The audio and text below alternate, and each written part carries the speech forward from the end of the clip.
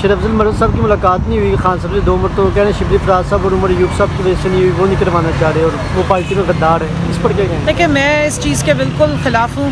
آپس میں سب کو متحد رہنا چاہیے۔ یہ غداری کے فتوے ہمیں آلریڈی باہر سے بہت اچھے مل رہے ہیں۔ جس وطن کے لیے ہمارے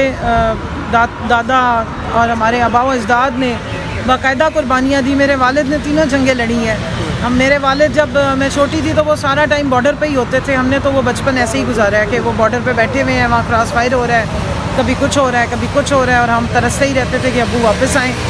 تو اب جب ہمیں باہر سے اتنے سرٹیفکیٹ مل رہے ہیں اس ملک سے محبت کرنے کے، تو ہمیں اپنی صفوں میں ایک دوسرے کے ساتھ جوڑ کے رہنا ہے، ایک دوسرے کی عزت کا خیال رکھنا ہے۔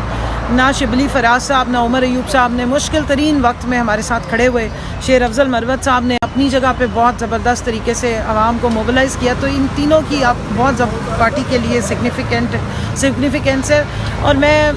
شیر افضل مروت صاحب ہمارے بھائی ہیں، ان کو یہ کہوں گی کہ دیکھیں جب آپ صرف خان صاحب سے مل سکتے تھے تو ہم میں سے کوئی بھی نہیں مل سکتا تھا۔ آپ تقریباً روز جا رہے ہوتے تھے اور ہم سارے جو ہیں وہ صرف سوچتے ہی تھے، حسرت ہی کرتے تھے کہ کاش کبھی ہم بھی جا سکیں گے۔ اب کیونکہ وہاں پر وہ سارے پولیٹیکل لوگ جو 10 مہینے یا 1 سال سے خان صاحب کو نہیں مل سکے، ان کو موقع مل رہا ہے جانے کا، اور خان صاحب اسی لیے چاہتے ہیں کہ زیادہ سے زیادہ ان کے لوگ آئیں۔ میں مل کر آئی ہوں پچھلے ہفتے، تو وہ شدید شکایت کر رہے تھے کہ مجھے بہت کم ٹائم ملتا ہے، اور میں نے خود بھی وہاں ایکسپیرینس کیا ہے کہ ان کو 15 منٹ کے بعد جو ہے وہ شور مچا دیتے ہیں کہ باہر نکلیں۔ کئی دفعہ جو لوگوں کے نام آئے ہوئے ہوتے ہیں ملاقات کے لیے، 6 لوگوں کا نام ہوتا ہے، ان میں سے 4 کو یا 5 کو بھیجتے ہیں۔ تو بلکہ کافی گلہ کر رہے تھے کہ لاہور کی یا پنجاب سے جو ابھی تک لوگ ہیں میری ان میں سے کسی ایک سے بھی ملاقات نہیں۔ میرا خیال ہے شیر افضل مروت صاحب نے 10 مہینے بہت ملاقاتیں کی، اب تھوڑا سا باقیوں کو بھی ٹائم دیں، اور یہ جو غداری کے سرٹیفکیٹ اور فتوے ہیں یہ دوسرے ہی ہمیں بہت دے رہے ہیں، تو گھر میں دینے کی ان کی ضرورت نہیں ہے۔ ہم مل کے ان سب چیزوں کا مقابلہ کریں گے۔ ظاہر ہے محب وطن تھے تو وطن کی محبت کے لیے کھڑے ہیں، اور اس لیڈر کے ساتھ کھڑے ہیں جو ملک میں سب سے بڑا محب وطن ہے، جس نے اس ملک کے لیے وزیر اعظم کی کرسی کا انتظار نہیں کیا، لیکن اپنی عوام کے لیے، اپنی قوم کے لیے وہ کام کیے ہیں کہ جو وزیر اعظم کی کرسیوں پہ بیٹھنے والے تو سوچتے بھی نہیں ہیں۔ تو لہٰذا ہمیں اس بات پہ بہت فخر ہے کہ ہم پاکستان تحریک انصاف اور عمران خان کے کارکن ہیں، انہیں اپنی جو محب وطن ہونے والی جو اسپرٹ ہے اس پہ کسی کو بھی فتویٰ دینے کی ضرورت نہیں۔ میڈم بتائیے، آج 9 مئی ہے، کیا کہیں گی آج کے دن کے بارے میں؟ جی آج جمہوریت کی تاریخ کا کالا دن ہے۔ پاکستان کے الیکٹڈ وزیر اعظم جو لاکھوں کروڑوں لوگوں کے دلوں کی دھڑکن ہے، ان کو اغوا کیا گیا اللیگلی اسلام آباد ہائی کورٹ کے پریمیسز سے جب وہ بایو میٹرک کرا رہے تھے، اور یہ میں نے نہیں، اس پاکستان کی جو اعلیٰ عدالت ہے سپریم کورٹ نے اپنے فیصلے میں لکھا ہے کہ ان کو ناجائز طور پہ اغوا کیا گیا۔ اور اس کے علاوہ جو پھر اس کی مد میں جتنی توڑ پھوڑ ہوئی، جس طریقے سے کارکنان گرفتار کیے، جس طرح ملٹری ٹرائلز کیے جا رہے ہیں، جس طرح ان کو ٹارچر کیا گیا، نہتی خواتین میرے سمیت جس طرح ان کو مارا پیٹا گیا، پھر جو مذہقہ خیز قسم کے دہشت گردی کی دفعات لگا کے 45 FIR ایک ہی طرح کی کاٹی ہیں،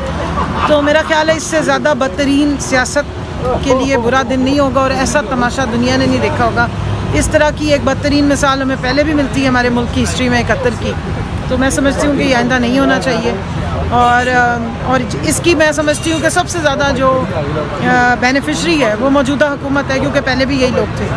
کیونکہ 9 مئی کے بعد پھر 14 مئی نہیں آئی۔ 14 مئی کو پنجاب کے الیکشنز ہونے تھے، وہ الیکشنز جو ہیں کسی ڈبے میں ڈال کے چھپا دیے گئے۔ 12 اور 13 مئی کو آپ نے دیکھا، یہ میں جدھر کھڑی ہوئی ہوں ادھر سامنے وہ سپریم کورٹ ہے، جس کے سامنے مریم نواز نے، بلاول نے اور فضل الرحمان اور ان کی پوری PDM کی جماعتوں نے چیف جسٹس کے خلاف پروٹیسٹ کیا تھا۔ تو یہ ساری چیزیں ہیں جو میرے خیال میں تاریخ کے کالے صفحوں پر سیو ہو گئی ہیں، اور کسی بھی ملک میں جو جس کے نام کے شروع میں اسلامی بھی لکھا اور جمہوری بھی لکھا ہوا ہو، اس میں میرا نہیں خیال ہے کہ ایسا کوئی معاملات ہو سکتے۔ میڈم یہ بتا دیں کہ